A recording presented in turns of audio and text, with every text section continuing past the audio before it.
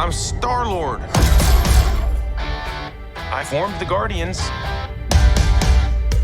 Met a girl, fell in love. That girl died, but then she came back. Alright, so today we are going to be discussing Guardians of the Galaxy Volume 3. It came out in theaters early yesterday, but today is actually the official release date. So if you have not seen this movie yet, I'm going to go into my parents' guide kind of review, like what kind of content's in it, and then I'm going to go really in deep into the movie. So I'll tell you when to cut off if you don't want any spoilers. So this movie stars Chris Pratt, and then you had the other Guardians that came along with that. It was directed by James Gunn, and this is the final film of the Guardians of the Galaxy trilogy. We're not going to see this team all together again, at least for some time. So I just wanted to go quickly through and just discuss some of the content in this film before I go into my in-depth, my plot details, what I think about the plot, what I think they could have done better, etc., etc. So we're gonna go ahead and do that, and let's just get right into it. So the first things first, a big question that is going to be going around is the kind of language and the kind of violence and the kind of drug and the kind of sexual content. Those are the 4 categories that I usually do. So I'm going to go down through the list of each one of those and kind of discuss what I found. So for violence content, there is definitely a lot of violence in this movie. It definitely earns its PG-13 rating. We see a lot of bones broken, surprisingly, and a lot of blood, and a lot of people die. So there's a lot of that. We see all kinds of very gruesome things that happen between people getting like their arms cut off. Like Nebula, she has this ability whenever she breaks a bone, she can just reform it into place. So that's kind of disturbing. And we also see somebody's face that has literally been like destroyed.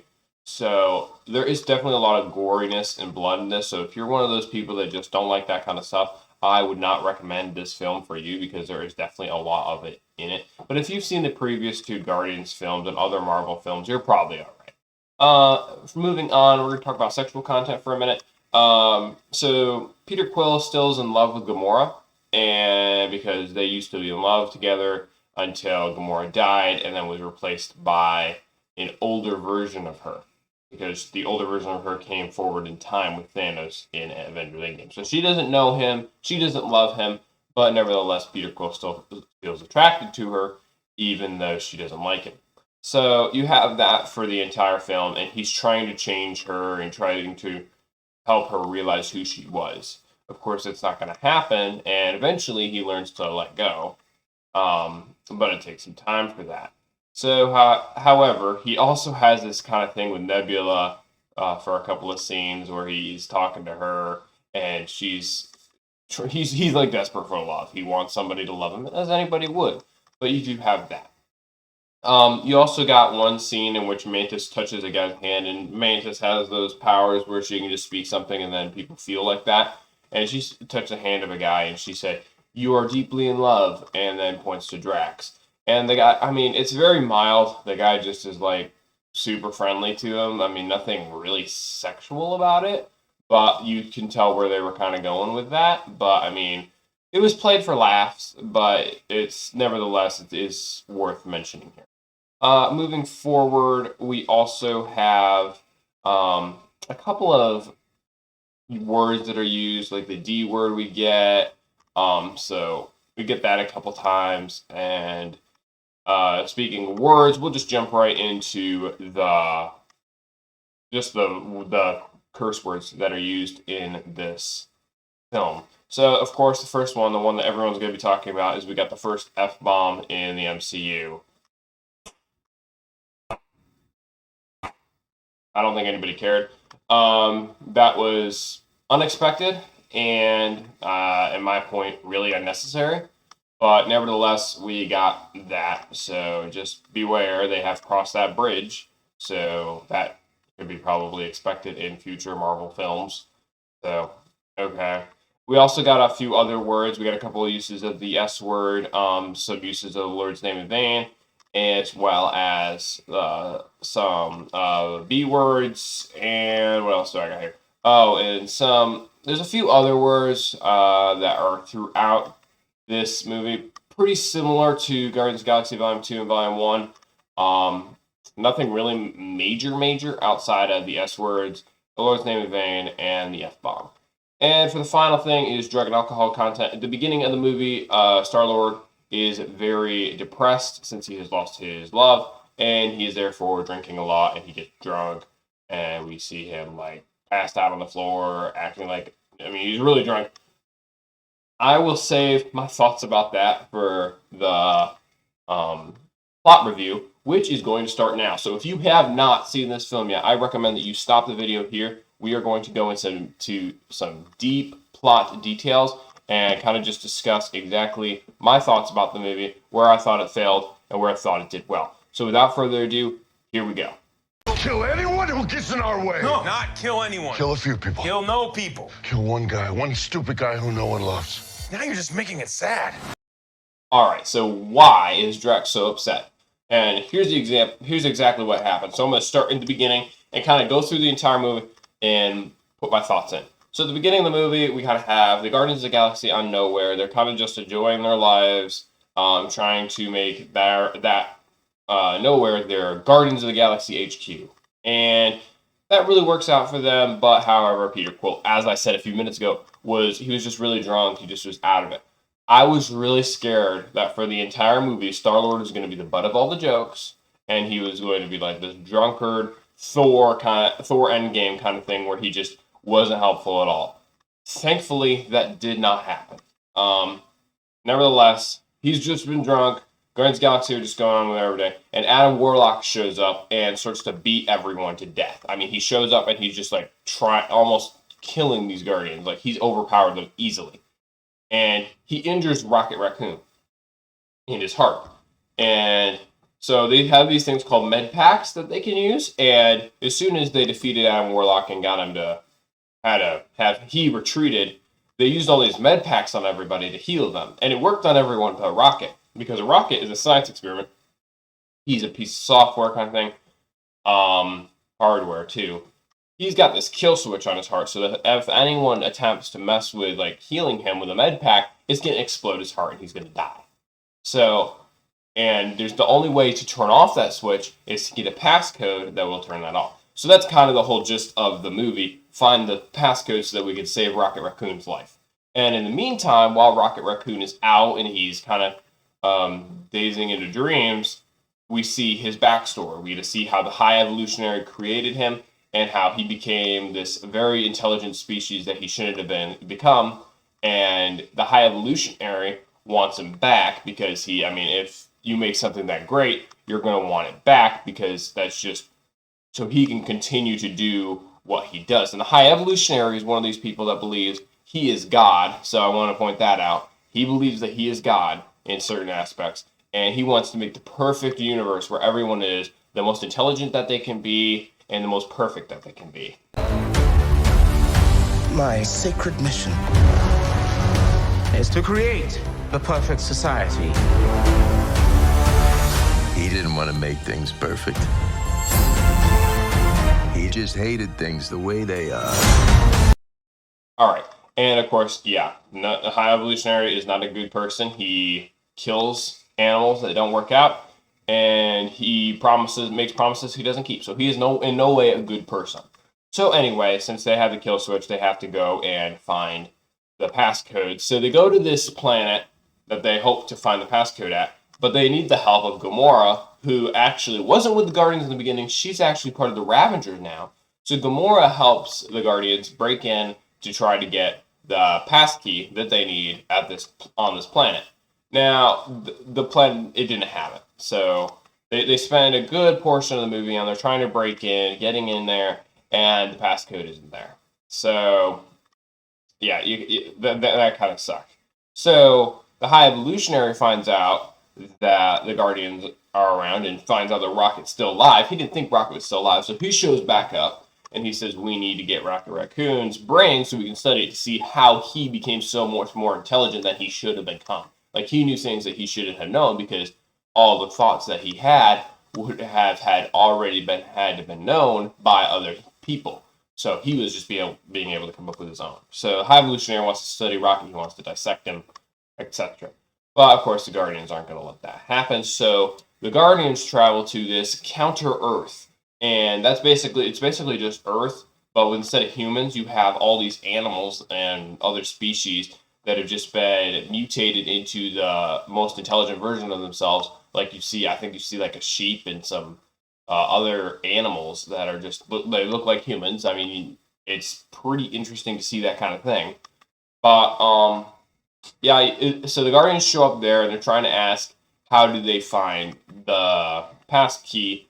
How do they find the High Evolutionary? And of course, the High Evolutionary tries to find them and brings them to what he thinks is a trap. But of course, Star-Lord and his team are way too smart for a trap. And of course, Star-Lord says multiple times in the film, it's not a trap, it's a face-off. One of the best lines.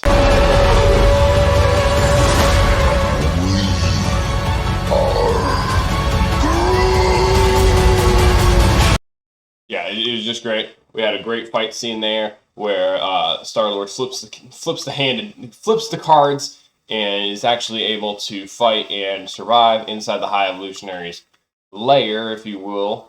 And while they are successful in finding the passkey and saving Rocket Raccoon's life, they still have a couple members of their team that are left on the High Evolutionary ship, as well as many test subjects and children that the High Evolutionary had taken for tests. So the Guardians take it upon themselves to go out and reach and save them. So that they quickly tried to get them all off the ship, get them onto nowhere, and without anyone dying. And towards the end of that scene, we get Star-Lord, who's the last one left behind. He's like the last one. He jumps out, and of course they're in space. Okay, so you have nowhere up here, and then you have the High Evolutionary space, and they kind of just go into each other, and then they create a passage for everyone to kind of get onto nowhere before it's too late.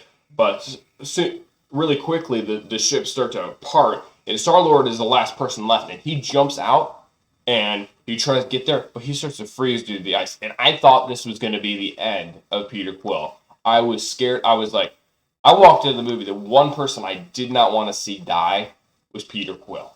And he froze up, his face got all disfigured, he looked like he was going to die.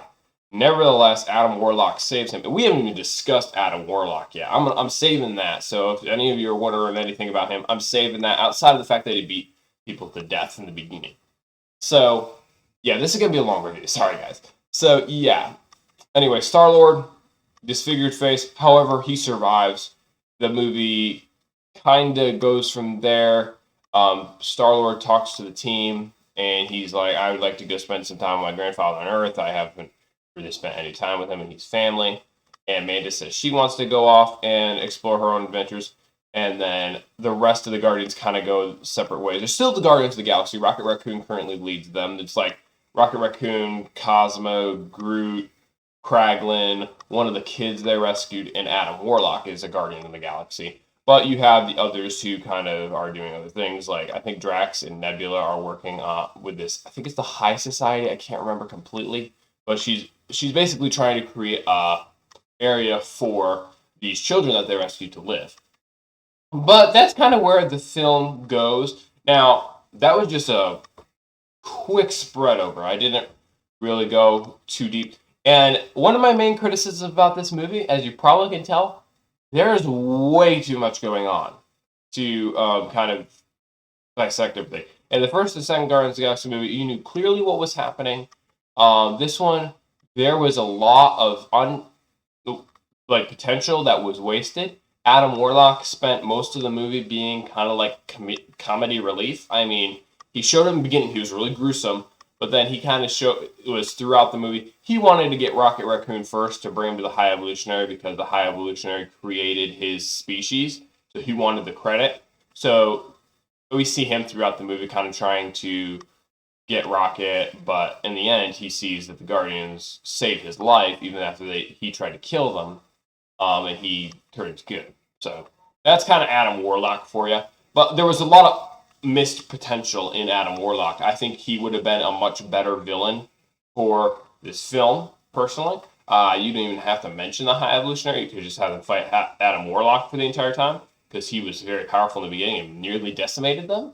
I think that the High Evolutionary, we didn't get to know too much about. I mean, we saw a lot of him in Rocket's origin story, which I'm glad we got. I'm glad we got to see more of Rocket's origin story, and we finally got to him to see that he actually is a raccoon. He says something like, "I am Rocket Raccoon." That was pretty decent.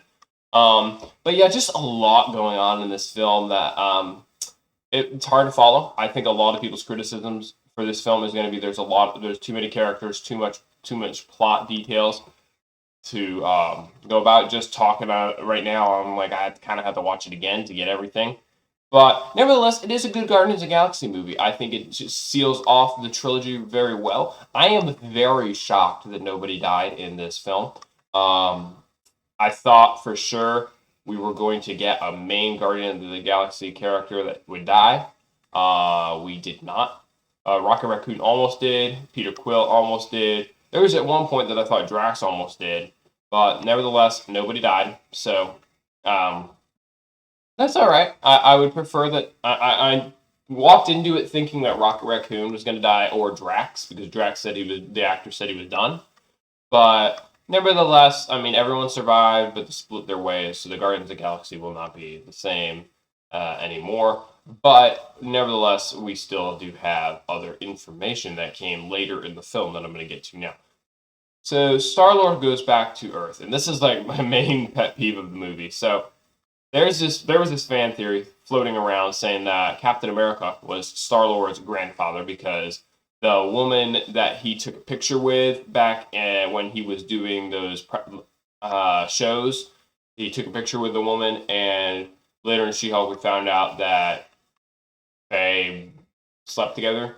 And so there was this whole fan theory out there that, oh, so Captain America is Star-Lord's grandfather. And I got really excited toward the end of the film when Peter Quill said he needed to go see his grandfather, who was 90-something years old, that he hadn't seen. I got so excited. I was the people that I was with watching the movie, I was telling them, here we go, Chris Evans is going to return. We're going to have Captain America be Star-Lord's grandfather. I was so excited. And it turned out not to happen. It was just some other grandfather. So James Gunn, my opinion, he missed that opportunity. That would have been a really great opportunity to bring back Chris Evans for something very short. Didn't have to be crazy. He could have came back and just been like, "What? You're my grandfather?" That would have been, in my opinion, a really great post-credit scene. Easily would have brought in more money for the film, but I understand why they didn't do it, because Chris Evans probably was not wanting to damage his. Chris Evans really doesn't want to damage his character. So I understand why they didn't do that, but I was really hoping for that. But in the post-credit scene, even though the Guardians of the Galaxy have been disassembled and Peter Quill's on Earth, we got at the end of the film, the legendary Star-Lord will return. And that's all I really needed to re-justify Star-Lord, because I really love the character. I was really hoping he'd be Captain America's grandfather, because that makes me love him more. But I am glad that he is returning, probably in Kang Dynasty or in Secret Wars. None of the other Guardians, however, were mentioned to come back. I do believe that Rocket and his team, that I kind of mentioned earlier, will return. But nevertheless, that is still to come. But overall, I think I'm going to rate this movie 3.5 out of 5. A lot of plot details that were overabundant in this film. And there were a couple content parts of this from the early on family friendliness that I talked about that I just didn't care for. But overall, it was a good film. It was definitely going to be Marvel's best film of the year. Ant-Man and Wasp: Quantumania was and I'm not really excited for the Marvels personally, but I do believe that the Guardians of the Galaxy Volume 3 was done right, in the sense of the characters and the film being a good closing out of the trilogy. So let me know your comments about the movie, if you've seen it.